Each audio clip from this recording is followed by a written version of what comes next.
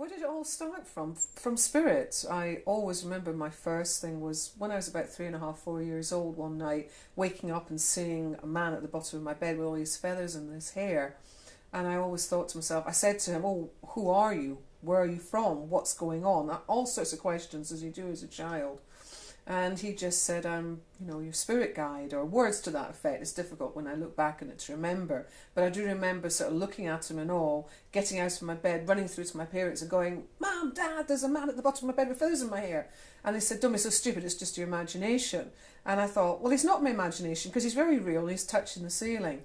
And so I went back into the bedroom, put the lights out, and then he appeared again and he said, actually, I'm very real. It's you that lives in the imaginary world. And it was done in a way that was very understanding, that there was no fear, I wasn't scared. And I was so used to seeing spirit people all the time. And from there I started going out into nature. I learned very quickly how to get out of school because being dyslexic, it didn't go down very well. So I went out into nature, had fun in nature, had a wonderful time. And as I grew up and I got to about 12 or 13, I remember one night going to a friend's house and she said, we've got to go and see this man. He's absolutely amazing. He tells the future. Well, that was it. I was hooked. So I said to my mum and dad I was going somewhere else and went to the house. And I got there and I just remember walking in and seeing this man with white hair and a white beard. And he was just like this wizard. He was absolutely incredible. And I thought, wow. And he looked at me and he went, oh, you have the gift of the second sight. And that was it. And there I'd found somebody who understood who I was.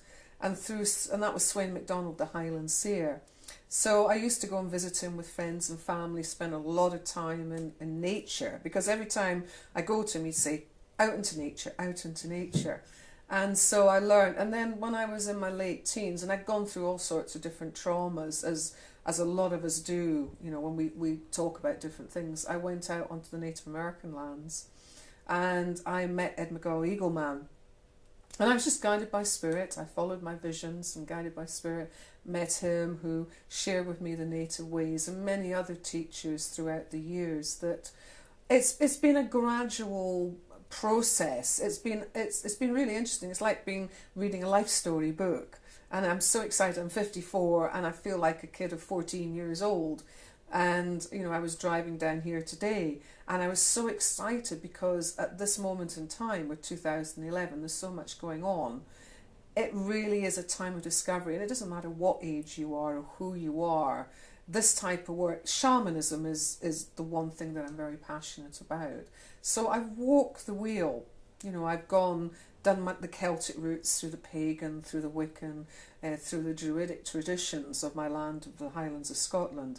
Went out to the Native Americans, went to the South American lands, went to Australia. I've travelled all around all the ancient sites because I'm wanting to discover, as all of us have, that quest for passion, that quest for truth, for the answers, so to speak.